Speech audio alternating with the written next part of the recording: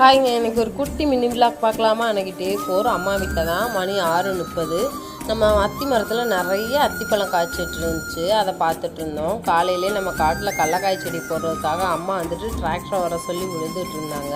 இந்த சைடு பார்த்திங்கன்னா தாத்தா, அத்தை, அப்பாயி இவங்கெல்லாம் வந்துட்டு கடலப்பருப்பு போட்டுட்டு இருந்தாங்க. தாத்தா ஏர் ஓட்ட லைன்லேயே அப்படியே அத்தை வந்துட்டு கடலப்பருப்பு போட்டுகிட்டே வந்தாங்க.